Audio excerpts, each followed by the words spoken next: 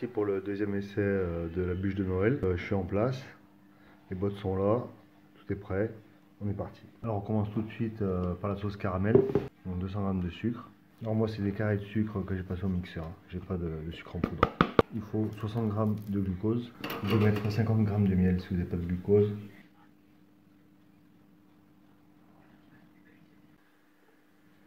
On va voir, pour bien vider la cuillère, je trempe mon doigt dans de l'eau froide et je viens pousser le reste de glucose.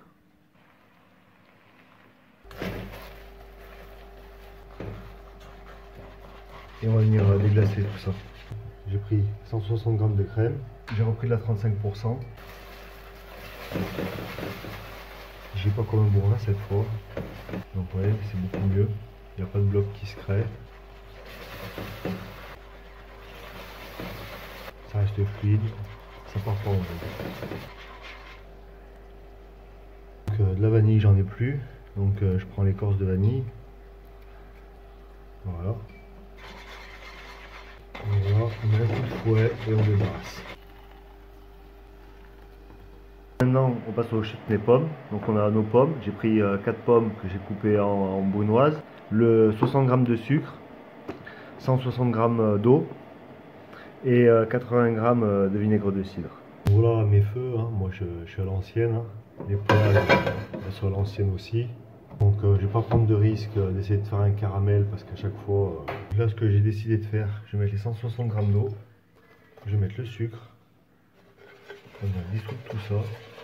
Donc on va sortir les pommes, 80 g de vinaigre de cidre, la bruneuse de pomme. Donc là on commence à être pas mal.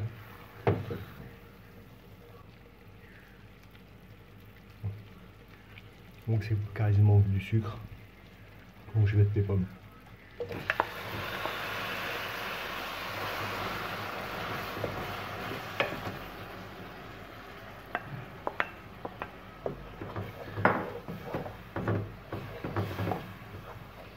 Du coup c'est caramélise pas, mais moi ça crame pas, ça ne fait pas n'importe quoi. Je fais mes pommes beaucoup plus petites que la dernière fois. Donc il faudra essayer de cuire beaucoup moins longtemps pour essayer de pas que ça parte en purée. On va mettre le vinaigre de cidre. Voilà, là on laisse cuire. Je vais vite l'arrêter par contre, ça va partir en compote. Oui, tout part en compote, donc on va vite l'arrêter. Sur le sirop, donc 160 g d'eau, 80 g de sucre. Et j'ai trouvé 2 oranges, donc on va les passer.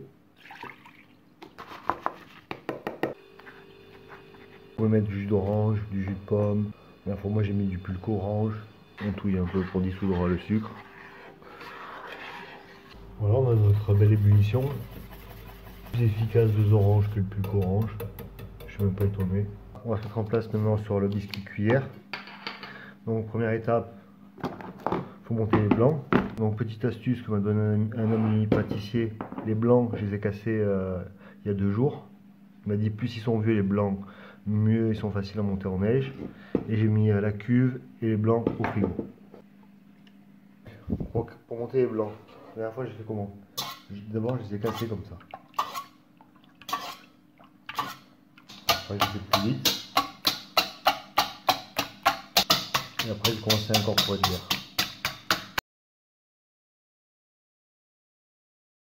Là le bras il en faut déjà plus, ça fait déjà longtemps. J'en ferai pas. Je ferai pas. Ça bouge plus, c'est que c'est monté. Maintenant, je vais m'acheter un bras, je reviens. On prend les jaunes. On va mettre les jaunes. Donc c'est fragile, hein. Donc il faut y aller de l'extérieur. Le mouvement c'est de l'extérieur vers l'intérieur, le bon mouvement.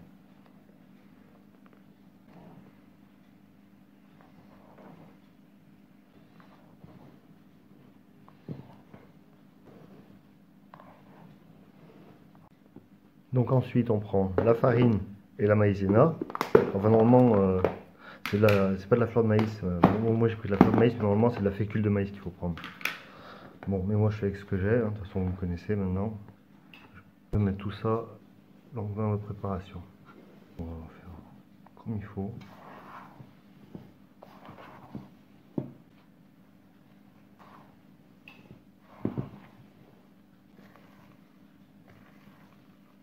Maintenant, on va mettre le sucre.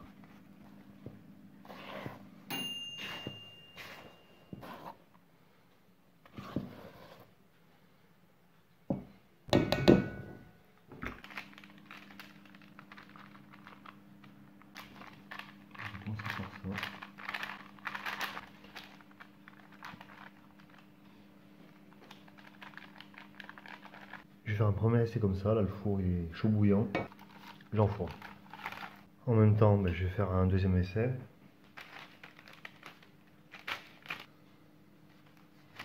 Bon, c'est pas mal, on a à peu près la même quantité sur les deux plaques. J'ai pris la spatule de pâtissier et j'ai pas. Je vais attendre que le premier soit cuit avant d'enfourner lui, on va faire un par un. Est-ce que c'est mieux que la dernière fois? Parce qu'il est plus souple. Donc là, je mets celui sur plaque au four et on va voir ce que ça donne. Bon, par contre, ce que je peux commencer à faire, c'est couper les bords. Déjà, j'y crois mieux quand on va le rouler que la dernière fois. Je crois beaucoup mieux. Donc, on passe le sirop dessus. On vient imbiber le biscuit.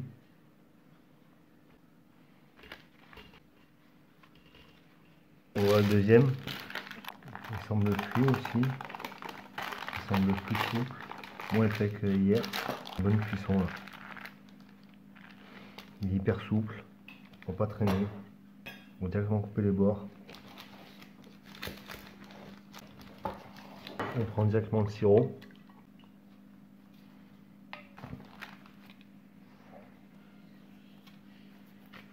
On va directement mettre la sauce caramel. Ensuite, on va mettre les pommes qui me restent.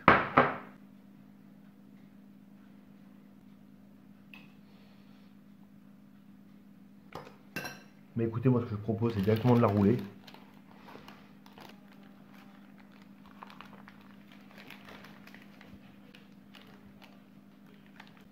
Oh le carnage. Ah ouais, d'accord, ok. Je pense qu'il n'y a pas assez de pommes. Bon, je pense que l'autre, on va le blinder de pommes.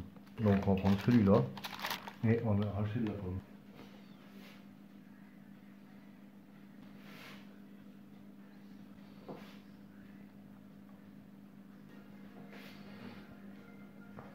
Bon, voilà, on va essayer. Allez, là j'ai mis beaucoup plus de pommes. Voilà.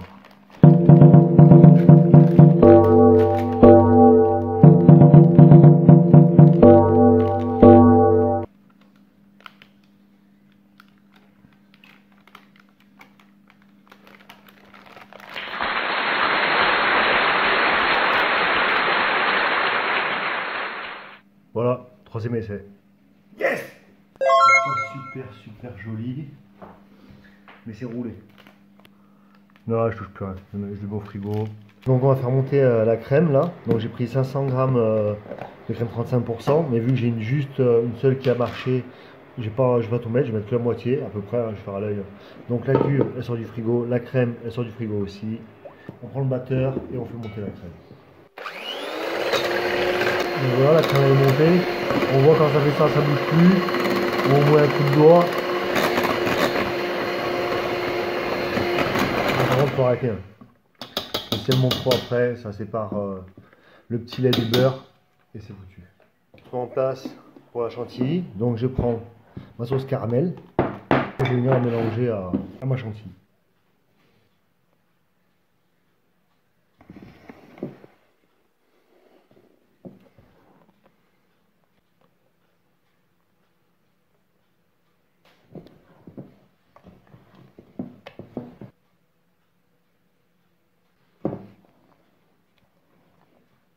On se prépare notre bûche, une poche à douille et on va y aller.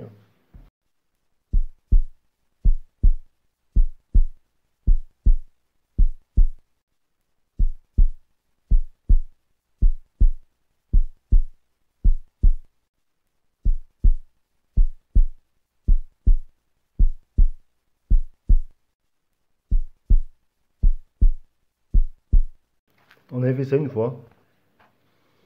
C'est le pain perdu qu'on a mixé Ça apportera un peu de craquant. Ça, c'est la poudre de mûre.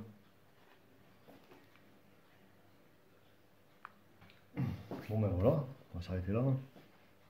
Pas trop en faire non plus, ça sert à rien.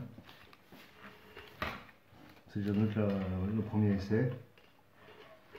On va aller jusqu'au 24, de toute façon, pour s'améliorer.